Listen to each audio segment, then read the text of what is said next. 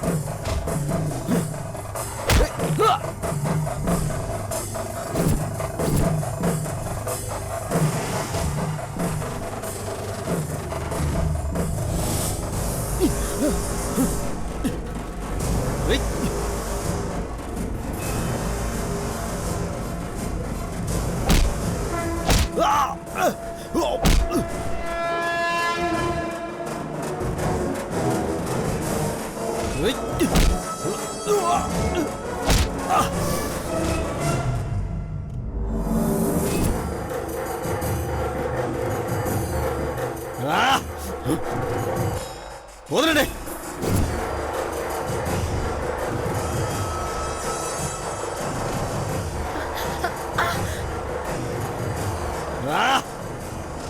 కళ్యాణి నీకేం కాలేదుగా?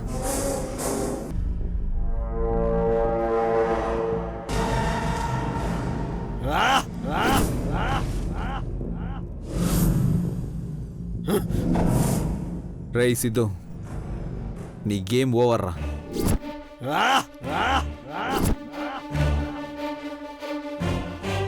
ఎరా నాకేం తెలీదు, నువ్వు చనిపోయావంటే నమ్మేశాను అనుకున్నావా?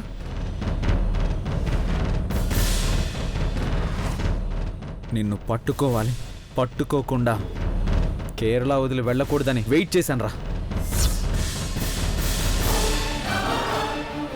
మా మూమెంట్స్ తెలుసుకోవడానికి కోమలి పేరుతో సంపదని మా ముందుకు పంపించావని నాకు తెలుసురా.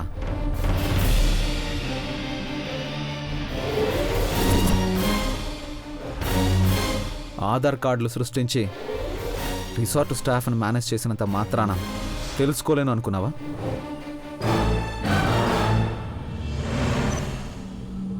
అవకాశం కోసం ఎదురు చూస్తుంటావనే ఈ అవకాశం నీకు నేనే ఇచ్చాను. కాకపోతే నువ్వే ఆ గెటప్లో వస్తావనుకున్నాను. నువ్వు చేసిన పాపాలకి నిన్నిక్కడే ఎన్కౌంటర్ చేసి పారేయాలి. కానీ నువ్వు ఇక్కడ కాదురా, అక్కడ జైల్లో మగ్గిపోవాలి.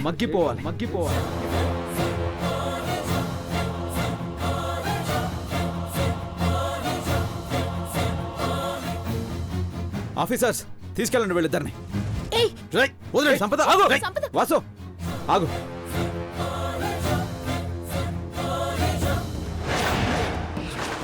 వీడు మనతో ఉన్నాక సంపద ఎక్కడున్నా వెతుక్కుంటూ వస్తుంది. వీడిని తీసుకెళ్ళండి. ఓకే సూర్య.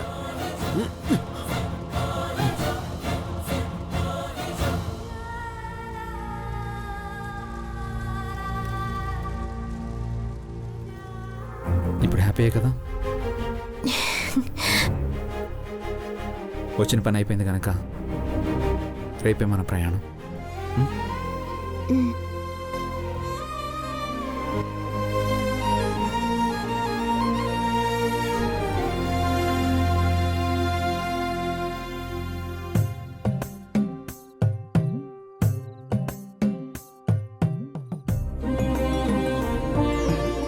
నానా కాఫీ. కన్నయ్య పడుకున్నాడా శివ? ఏడ్చి ఇప్పుడే పడుకున్నాడండి. శౌర్య వాళ్ళ మీద దిగులు పెట్టుకున్నట్టున్నాడు. అవునమ్మా, నాకు కూడా అదే అనిపిస్తుంది. పసివాడు కదా, అందున బాగా అలవాటు పడ్డాడు. హఠాత్తుగా కనిపించలేదనంటే దిగులు పడ్డా. అవును, శౌర్య గాని కళ్యాణి గాని నిన్నట్నుంచి ఫోన్ కూడా చేయలేదేమిటండి? హిల్ స్టేషన్ కదమ్మా, సిగ్నల్స్ ఉన్నాయో లేవు. వాళ్ళు చూస్తే అటెళ్లారు.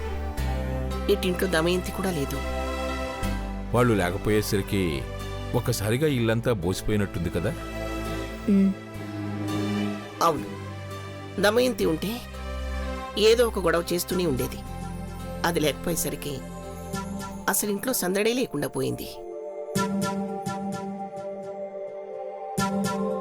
గొడవ చేసినా ఏం చేసినా దమయంతుంటే అదొక సందడి. నిజమేనండి, దమయంతున్న కాస్త సందడిగా ఉండేది. అది కూడా లేకుండా పోయింది. అరే, నీకు 100 ఏళ్ళు దమయంతి, మాటల్లోనే వచ్చేసావు.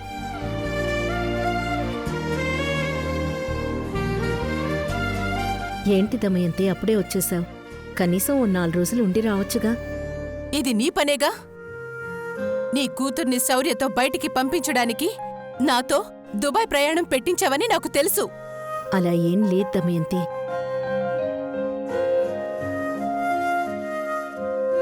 దేశం కాని దేశం తీసుకెళ్ళినా దీని మనసంతా ఇక్కడే ఉంది. దీని గోలకి షేకుల రాజ్యంలో నేను షేక్ అయిపోయాను.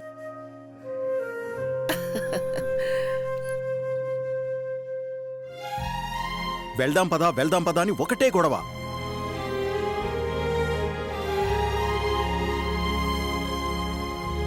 గొడవ అది కవన పిల్లలు, అందుకే గొడవ లేకపోతే దానికి ముద్ద దిగదు.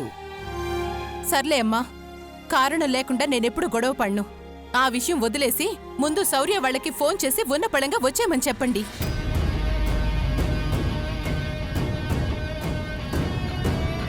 నేను చెప్పానంటే రెక్కలు కట్టుకొని వచ్చేస్తాడు.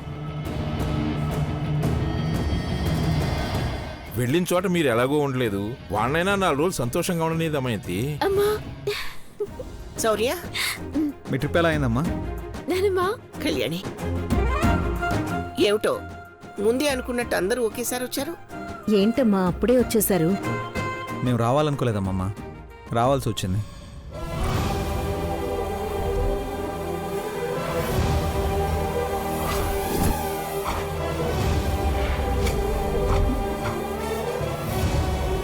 రావాల్సి రావడం ఏంట్రా?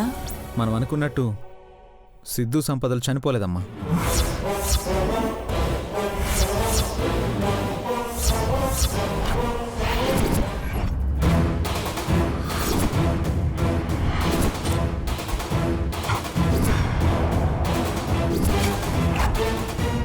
ఏమిటి శౌర్య నువ్వు చెప్పేది?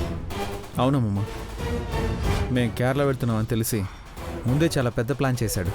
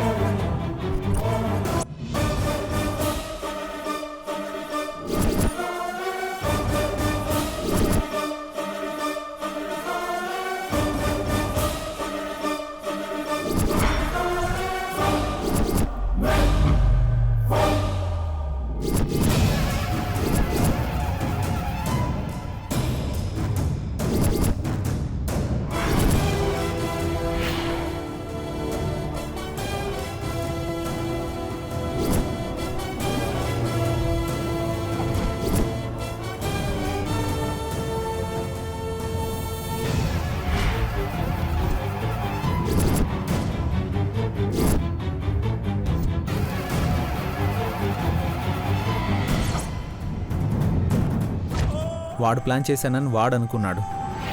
మా ప్లాన్లో చిక్కి ఇప్పుడు జైల్లో ఉన్నాడు.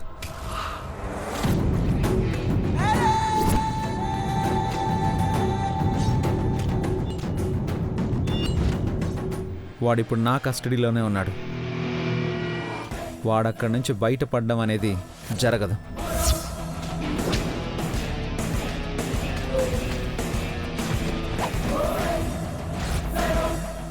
మరి సంపద దొరకలేదుగా? తను ఎక్కడున్నా వాడి కోసం వస్తుంది. లేదా పిచ్చి బట్టి ఎక్కడెక్కడో తిరిగి చస్తుంది.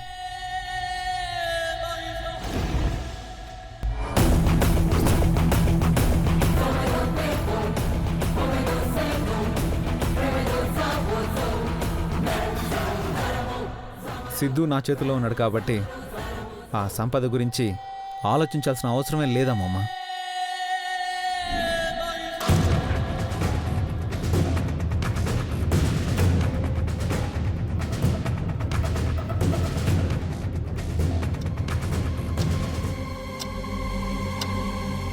ఈ పిల్లాడు 2 రోజులుగా ఫోన్ కూడా చేయకుండా యాడ తిరుగుతా ఉండాడు. ఈడ అమ్మ ఒకటి ఉండాది, ఎదురు చూస్తూ ఉంటాదన్న ధ్యాస కూడా లేకుండా పోయింది. అయ్యా సిద్ధు, యాడుండవురా?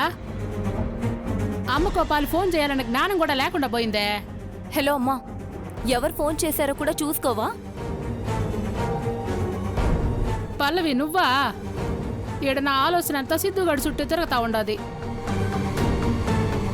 అందుకే ఫోన్ వస్తే పిల్లోడి నుంచేమని అనుకున్నా. ఇంతకీ తమ్ముడిని గాని ఫోన్ చేసినాడా? ఇక ఫోన్ చేయలేడు కూడా. అదేందమ్మే అట్టంటావు? సిద్ధుకేమైంది? అది ఏమీ కాలేదు. అసలు ఏడుండాడోడు? ఇక్కడే ఉన్నాడమ్మా, జైల్లోనే.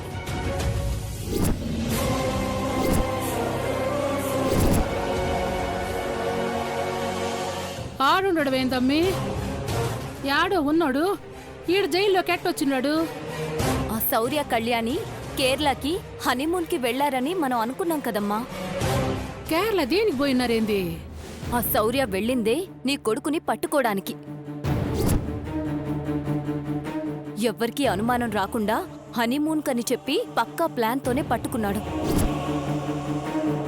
వాడిక దొరకళ్లే అని చాలా ఆనందపడ్డాం కదా, దొరికిపోయాడమ్మా.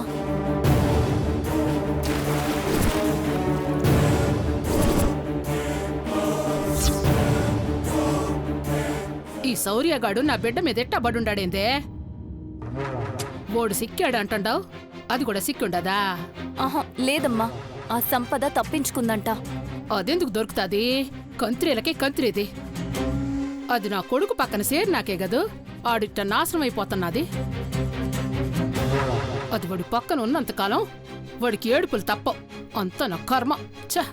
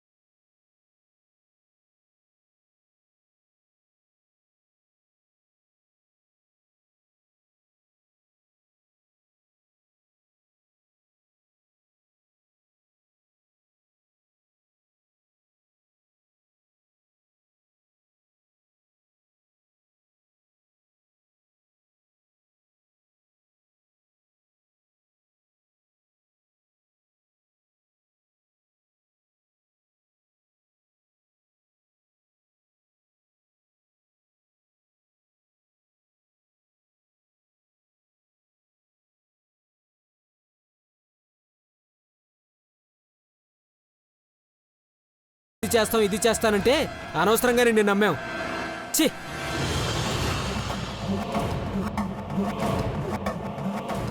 శౌర్య, నా జీవితంలో సంతోషం అనేది లేకుండా చేసి మీరు మాత్రం హ్యాపీగా ఉన్నారు. సిద్ధుని అరెస్ట్ చేయగానే సమస్య తీరిపోయిందని నువ్వనుకుంటున్నావేమో. అసలు సమస్య ఇప్పుడే మొదలవుతుంది. అది నేను నిన్ను వదలను శౌర్య.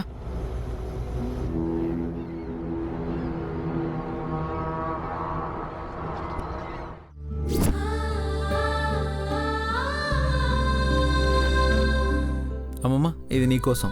మరి తాతయ్య కోసం ఏం తెచ్చావురా? అయ్యో, తాతయ్యని మర్చిపోయావేంటి కళ్యాణి? అయ్యో మర్చిపోయారా? సరే, మీ అమ్మమ్మకి ఇచ్చుకోండి. అయ్యో తాతయ్య, తాతయ్య కూర్చో కూర్చో కూర్చో. నీకోసం తీసుకురాకుండా ఉంటాం తాతయ్య. తీసుకో, నీకోసం స్పెషల్ పెర్ఫ్యూమ్. ఇంట్లో అందరికీ బహుమతులు తెచ్చి చాలా మంచి పని చేసావురా. నా కొడుకు ఏం చేసినా బానే ఉంటుంది. ఇప్పుడు కాదని ఎవరన్నా అర్థమైంది. కళ్యాణి, ఇంటికొచ్చాక ఇద్దామని నీకోసం ఓ స్పెషల్ గిఫ్ట్ కొన్నాను.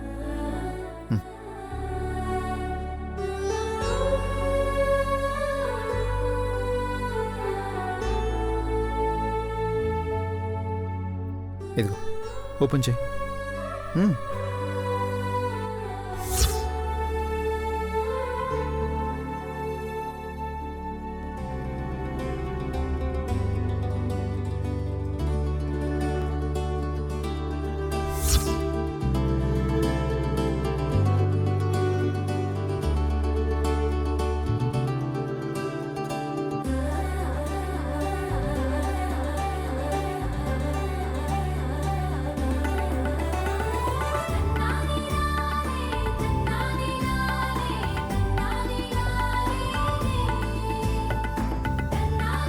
ప్రేమగా మీ చేతులతో తెచ్చింది మీరే నా మెళ్ళ వేయండి ఆఫీసర్. తెచ్చింది పూసల దండే. అదేదో వజ్రాల హారం అన్నట్టు ఆ యాక్టింగ్లు దేనికి? భర్త బహుమతిగా ఇచ్చేది మట్టి గాజులే అయినా కూడా అవి నాకు వజ్రాల హారం కంటే విలువైనవే అత్తయ్య.